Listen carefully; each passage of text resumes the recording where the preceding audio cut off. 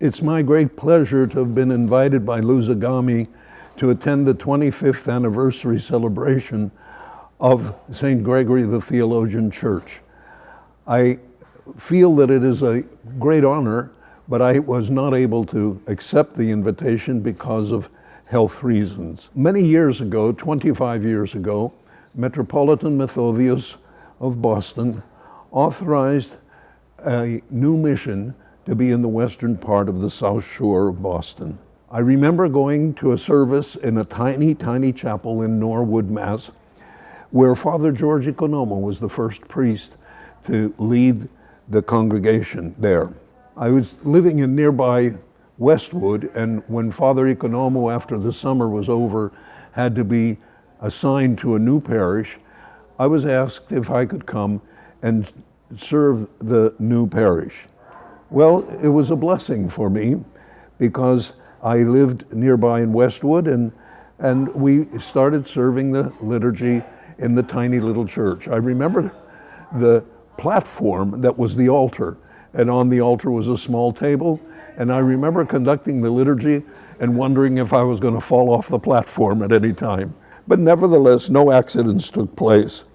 We soon moved to a basement space in a new office building on the highway outside of the city.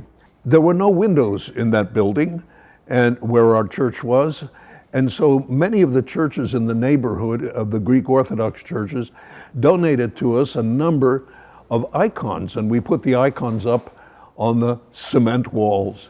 And we thus had not windows looking out onto the grass, but windows looking out on heaven. At that time, we instituted the practice of congregational singing.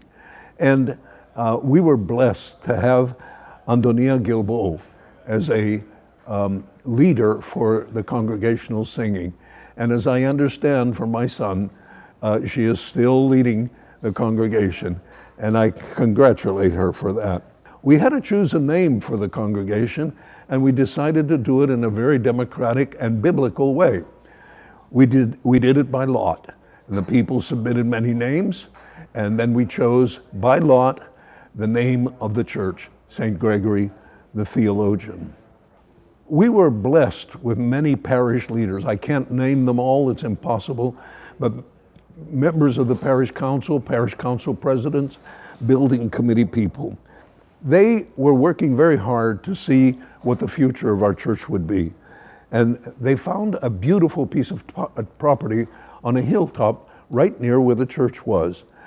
They had $200,000 and they went and offered that for the property.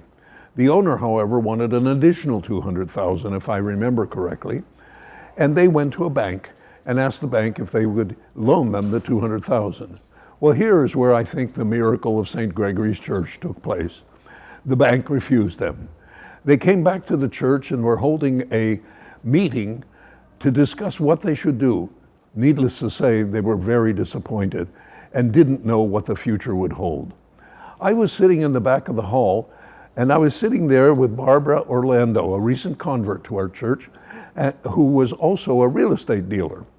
When the meeting was over, she turned to me and she said, "Do you think I could speak to the parish council leaders about something?" I said, "Sure, why not? Let's go forward." So we went together forward, and she began to tell them about an abandoned church 5 miles down the road on Route 95 in Mansfield, Massachusetts. Well, the rest is history. The property was purchased for $200,000 from the United States government. And then they went to the bank again and asked for a $200,000 loan in order to renovate the property. And of course, the bank gave them the money. As I said, the rest was history. We are blessed that this church has grown, and especially under the leadership of some very wonderful priests. Father Michael Bird served after we had left to retire to Florida, and he served faithfully.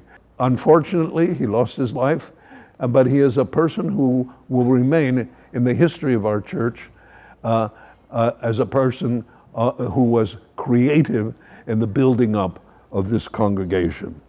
We now have Father Theodore Topsis, who leads the congregation into the next 25 years. I look forward to the future for this church, and with the support of all of the wonderful parishioners who make it up, I am sure that in another 25 years, you will be celebrating again the great progress of this church. May God bless you. May St. Gregory the Theologian continue to thrive, and may you all know his blessings throughout your lives. Thank you.